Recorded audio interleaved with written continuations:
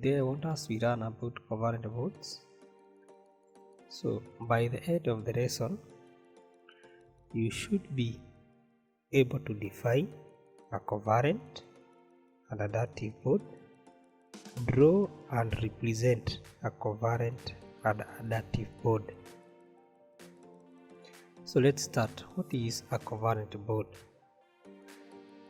It is a chemical bond that involves sharing of electrons pair between atoms.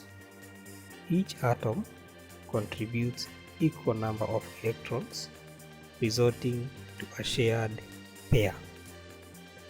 Let's look at carbon dioxide. Carbon has 4 electrons in the last orbital and therefore requires 4 electrons to be stable.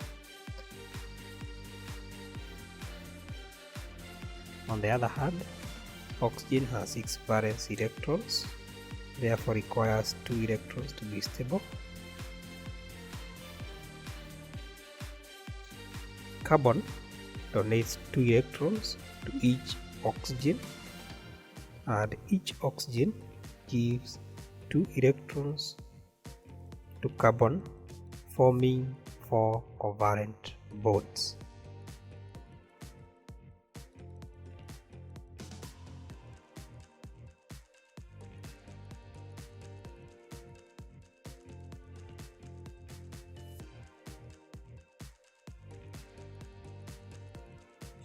This can be represented as a carbon,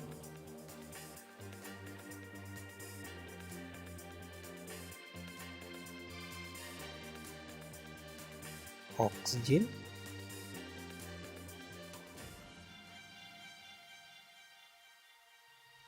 oxygen, a covalent bond, another bond, and on the right we have a bond, another bond. So let's look at nitrogen molecule. Nitrogen has 5 electrons and therefore requires 3 electrons.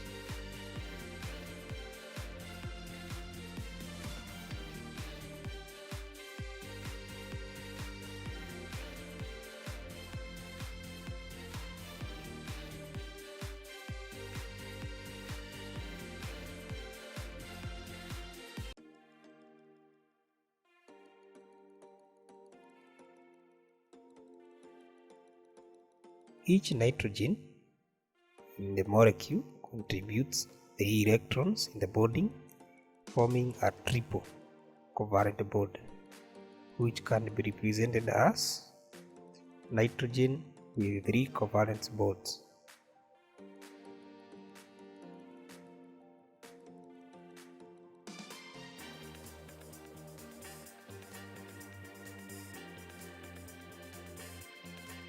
So it is not always that each atom contributes equal share.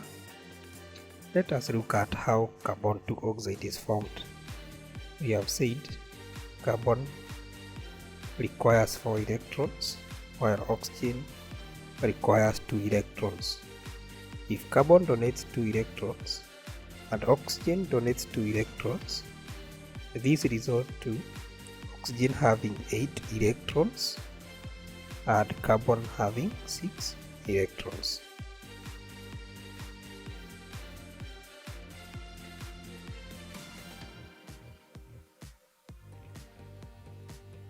As a result, oxygen will donate 2 electrons to the carbon or to the bonding so as to make carbon to be stable, therefore obeying the octet rule. So this is known as a dative bond or a coordinated bond, which is a type of covalent bond where the shared pair of electrons are contributed by one atom. This can be drawn as carbon 2 covalent bond and a dative bond with an arrow.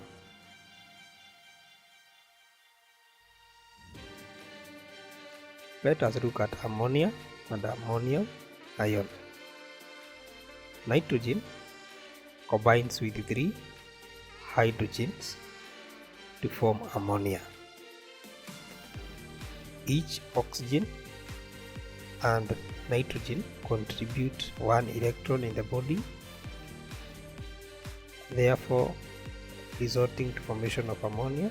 In ammonia, nitrogen has her own pair of electrons that are not used for bonding. These can be donated to hydrogen ion, resulting to ammonium ion. This forms a covalent special bond known as a dative bond. Since it is an ion, the overall charge should be shown with square brackets.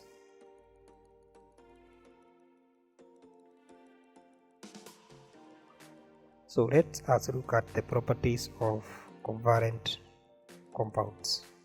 They have strong or powerful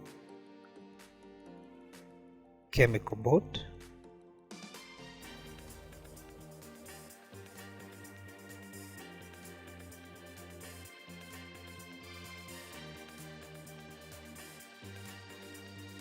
most have relatively low melting and boiling points because they form molecules with weak intermolecular forces of attraction. They have lower enthalpies of vaporization and fusion. They do not conduct heat or electricity because they lack the free electrons. They are insoluble in water and other polar solvent, but soluble in non-polar solvents. Hoping that you have enjoyed, and goodbye.